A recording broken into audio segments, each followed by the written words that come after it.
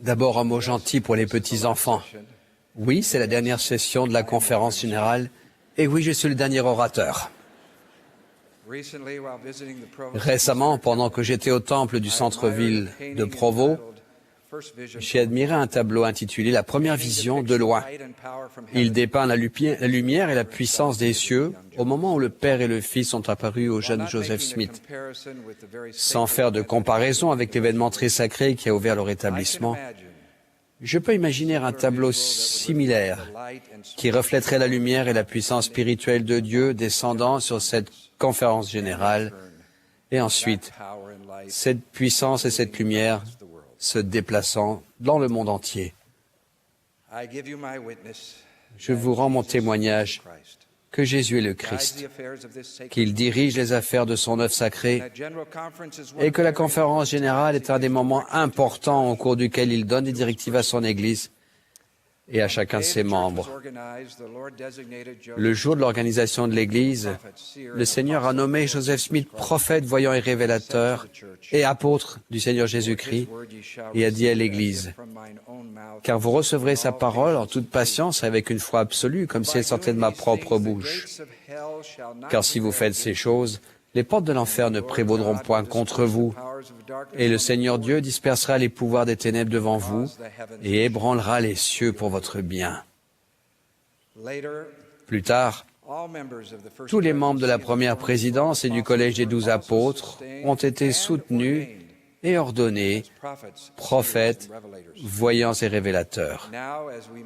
Maintenant, lorsque nous nous réunissons sous la direction du président Monson, nous nous attendons à entendre la volonté du Seigneur, la vie du Seigneur, la voix du Seigneur et le pouvoir de Dieu pour le salut. Nous avons confiance en sa promesse, que ce soit par ma voix ou par la voix de mes serviteurs, c'est la même chose. Dans l'agitation et la confusion de notre monde moderne, avoir confiance et croire aux paroles des membres de la première présidence et du Collège des 12 est indispensable à notre progression et à notre persévérance spirituelle. Nous nous sommes assemblés pour cette magnifique conférence. Des millions de saints des derniers jours et de membres d'autres confessions dans plus de 200 pays, parlant plus de 93 langues, assistent à ces sessions ou lisent des discours de conférences. Nous venons en ayant prié et en nous étant préparés. Pour nombre d'entre nous, il y a des inquiétudes pressantes et des questions sincères. Nous voulons renouveler notre foi en notre Sauveur Jésus-Christ et renforcer notre capacité de résister à la tentation et d'éviter les distractions. Nous venons pour être instruits d'en haut. Pour les frères de la première présidence et les 12 qui habituellement prennent la parole à chaque conférence, l'énorme responsabilité de préparer leur message est à la fois une charge récurrente, mais également une confiance sacrée. Il y a des années, avant d'être autorité générale, j'ai demandé à Dallin H. Oaks s'il prépare un discours pour chaque conférence de Pieux. Il m'a répondu que non, mais a ajouté, « Mais mes discours de conférence générale sont différents. Je peux faire 12 à 15 brouillons pour être sûr de dire ce que le Seigneur veut que je dise. » Quand et comment recevons-nous l'inspiration pour un discours de conférence générale? N'ayant pas de sujet attribué, nous voyons les cieux coordonner magnifiquement les sujets et les thèmes d'une vérité éternelle à chaque conférence. L'un de mes frères m'a dit que son sujet pour cette conférence lui avait été donné immédiatement après son discours d'avril dernier. Un autre a mentionné qu'il priait encore et sollicitait encore le Seigneur il y a 3 semaines. Un autre a répondu qu'il avait fallu 25 ans pour élaborer un discours sur un sujet particulièrement délicat. Parfois, l'idée principale peut venir rapidement, mais le contenu et les détails peuvent exiger une énorme ascension spirituelle. Le jeûne, la prière, l'étude et la foi font toujours partie du processus. Le Seigneur ne veut aucun simulacre qui puisse affaiblir sa voix qu'il veut adresser à ses saints. Les indications pour un discours de conférence générale nous viennent souvent pendant la nuit ou au petit matin, lorsque le discours est loin de nos pensées. Soudain, des idées inattendues et parfois des mots et des expressions précis affluent comme de la révélation à l'état pur. Les messages que vous recevez tandis que vous écoutez peuvent être très littéraux ou ils peuvent être personnalisés juste pour vous. Il y a de nombreuses années, lors d'une conférence générale, j'ai parlé d'une phrase qui m'était venue à l'esprit lorsque je me demandais si j'étais prêt à faire une mission. La phrase disait « Tu ne sais pas tout, mais tu en sais assez ». Une jeune femme qui assistait à la conférence générale ce jour-là m'a dit qu'elle priait au sujet d'une demande de mariage, en mariage, et se demandait à quel point elle connaissait le jeune homme. Quand j'ai prononcé les mots « Tu ne sais pas tout, mais tu en sais assez », l'Esprit lui a témoigné qu'elle le connaissait suffisamment bien. Ils sont maintenant mariés heureux depuis de nombreuses années. Je vous promets que si vous préparez votre esprit et venez en vous attendant à entendre la voix du Seigneur, des pensées et des sentiments adaptés spécialement pour vous, vous parviendront. Vous les avez déjà perçus à l'occasion de cette conférence, ou vous les percevrez en étudiant les discours au cours des semaines à venir. Président Monson a dit, « Prenez le temps de lire les messages des conférences, méditez-les. J'ai découvert qu'il y a davantage à gagner de ces sermons inspirés quand je les étudie plus en profondeur. » Les enseignements de la conférence générale sont les remarques que le Seigneur veut que nous étudions pendant les mois à venir. Le berger marche devant les brebis et les brebis le suivent parce qu'elles connaissent sa voix. Souvent, sa voix nous commande de changer quelque chose dans notre vie. Il nous invite à nous repentir. Il nous invite à le suivre. Réfléchissez à ces déclarations faites à cette conférence. Le président Eyring, ce matin, je rends témoignage que Dieu le Père vit et veut que vous reveniez auprès de lui. Nous sommes la véritable Église du Seigneur Jésus-Christ. Il vous connaît, il vous aime et il veille sur vous. Le président Uchtdorf, hier, je témoigne que si nous entreprenons ou poursuivons le voyage incroyable qui mène à Dieu, notre vie sera meilleure et le Seigneur nous utilisera de manière remarquable pour faire du bien à notre entourage et réaliser ses desseins éternels. Le président Nelson, hier après-midi, je promets qu'en vous immergeant quotidiennement dans le livre de Mormon, vous pouvez être immunisé contre les maux actuels, notamment le fléau tenace de la pornographie et d'autres dépendances qui engourdissent l'esprit. Frère Oaks, hier, je témoigne que la déclaration au monde sur la famille énonce la vérité éternelle, la volonté du Seigneur pour ses enfants qui recherchent la vie éternelle. Et frère Ballard, il y a quelques minutes, nous devons entourer les enfants de Dieu avec compassion et nous débarrasser de tout préjugé, notamment du racisme, du sexisme et du nationalisme. Parce que nous avons une minute supplémentaire,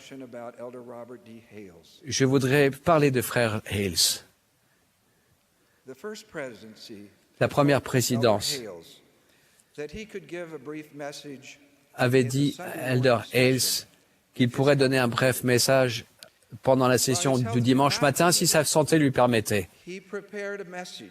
Il a préparé un message qu'il a fini la semaine passée et qu'il a partagé avec moi. Compte tenu qu'il est décédé il y a 3 heures, je partage 3 lignes de ce discours qu'il a préparé en citant Elder Hales.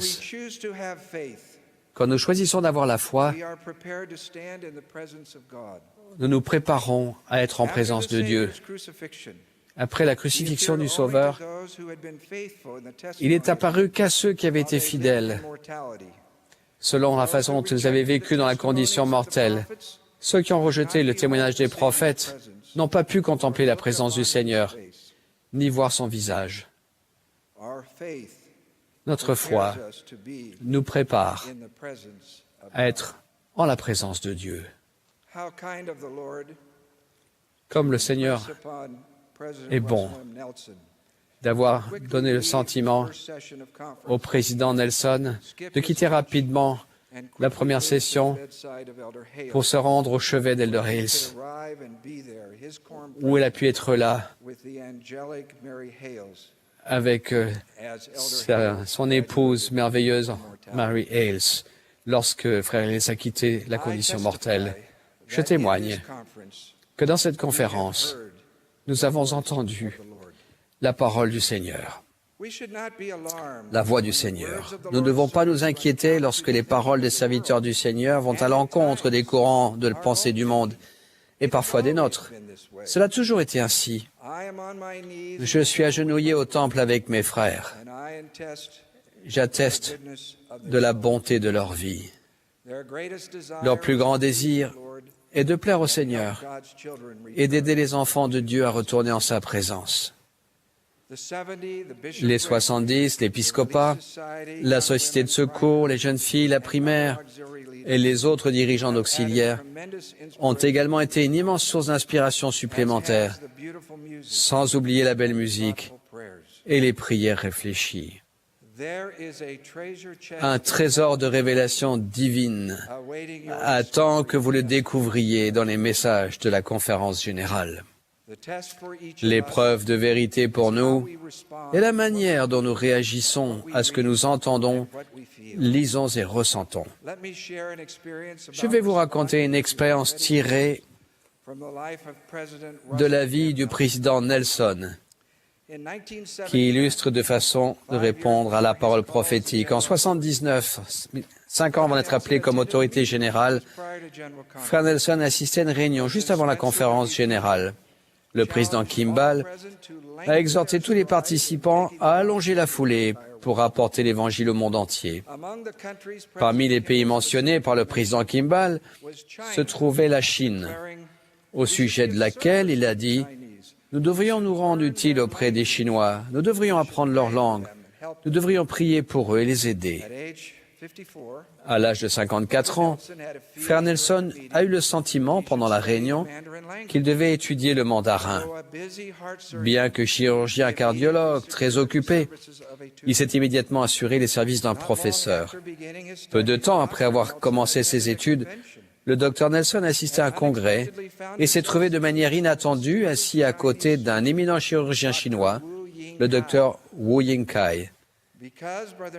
Ayant étudié le mandarin, Frère Nelson a entamé la conversation avec le Dr Wu.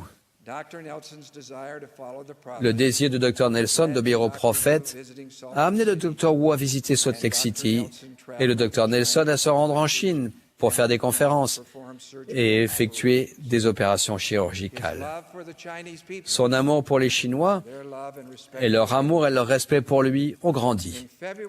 En février 1985, 10 mois après son appel au Collège des 12, Frère Nelson a reçu un appel téléphonique étonnant de Chine, le suppliant de venir à Pékin pour opérer le cœur défaillant du chanteur d'opéra le plus célèbre du pays. Avec les encouragements du président Hinckley, Frère Nelson y est retourné. Sa dernière opération chirurgicale a été effectuée en République populaire de Chine. Il y a à peine 2 ans, le président Nelson a de nouveau fait l'objet d'une déclaration officielle honorifique, le qualifiant de « vieil ami de la Chine ». Et hier, nous l'avons entendu, à 93 ans, nous parler de la demande du président Monson, adressée à chacun d'entre nous lors de la dernière conférence en avril, d'étudier et de méditer le livre de Mormon chaque jour à l'aide de la prière.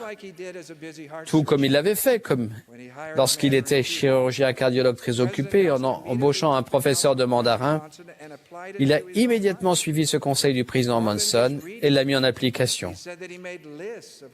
Plus qu'une simple lecture, il a dit qu'il avait dressé des listes de ce qu'est le livre de Mormon, de ce qu'il affirme, de ce qu'il accomplit, de ce qu'il réfute, de ce qu'il clarifie, de ce qu'il révèle. Chose intéressante, comme un deuxième témoin, le président Eyring a également parlé ce matin de l'invitation du président Monson. Il a dit, vous vous souvenez de ces paroles? Comme beaucoup d'entre vous, j'ai considéré que les paroles du prophète étaient la voix du Seigneur à mon attention. Et aussi, comme beaucoup d'entre vous, j'ai décidé d'y obéir. Puissions-nous imiter son exemple dans notre vie. Je vous promets qu'en écoutant, en entendant la voix du Seigneur dans les enseignements de cette conférence générale et en agissant conformément à ses inspirations, vous sentirez la main des cieux sur vous et que votre vie et celle de votre entourage en seront bénies. Pendant cette conférence, nous avons eu des pensées pour notre cher prophète. Président Monson, nous vous aimons. Je conclus en utilisant ses propres mots prononcés à ce pupitre, la bénédiction qu'il voudrait que l'on vous donne aujourd'hui. Il a dit, au moment de quitter cette conférence, je demande pour chacun d'entre vous une bénédiction des cieux. Je demande à notre Père Céleste de vous bénir, vous et votre famille, puissent les messages et l'esprit de cette conférence s'exprimer dans tout ce que vous faites, dans votre foyer, à votre travail, dans vos réunions et dans toutes vos actions. Il a terminé en disant, « Je vous aime. Je prie pour vous. Que Dieu vous bénisse. Que la paix qu'il a promise soit avec vous, à présent et jamais. Au nom de Jésus-Christ. Amen.